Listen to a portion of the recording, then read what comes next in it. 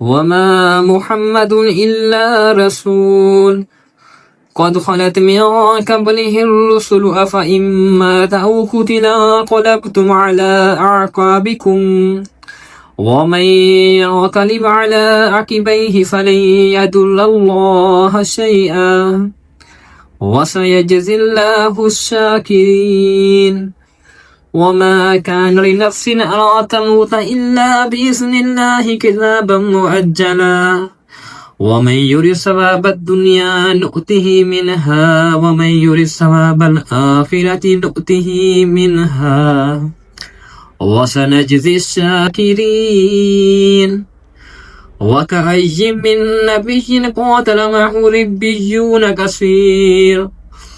فما وهنوا لما أصابهم في سبيل الله وما ضعفوا وما استكانوا والله يحب الصابرين وما كان قولهم إلا أن قالوا ربنا اغفر لنا ذنوبنا وإسرافنا في أمرنا وثبت أقدامنا وانصرنا على القوم الكافرين فآتاهم الله ثواب الدنيا وحسن ثواب الآخرة والله يحب المحسنين يا أيها الذين آمنوا إن تطيعوا الذين كفروا يردوكم على أعقابكم فتنقلبوا خاسرين بل الله مولاكم وهو خير الناصرين سنلقي في قلوب الذين كفروا الرعب بما أشركوا بالله ما لم ينزل به سلطانا ومأواهم النار وبئس مثوى الظالمين ولقد صدقكم الله وعده إذ تحسونهم بإذنه حتى إذا فشلتم وتنازعتم في الأمر وعصيتم من بعد ما أراكم ما تحبون منكم من يريد الدنيا ومنكم من يريد الآخرة ثم صرفكم عنهم ليبتليكم ولقد عفا عنكم والله ذو فضل على المؤمنين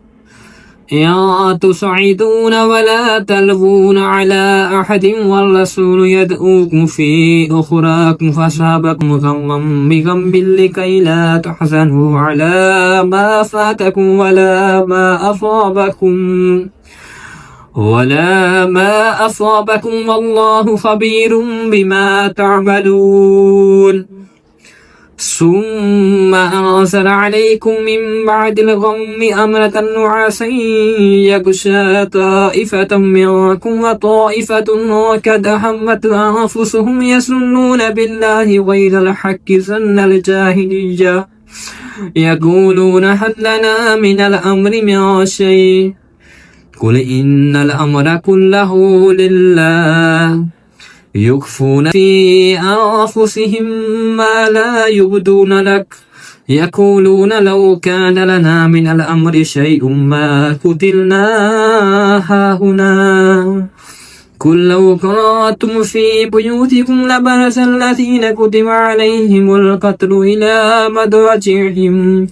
وليبتلي الله ما في صدوركم وليمحص ما في قلوبكم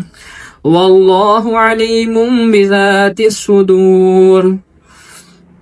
إن الذين تولوا منكم يوم التقى الجمعان إنما استزلهم الشيطان ببعد ما كسبوا ولقد عفا الله عنهم إن الله غفور حليم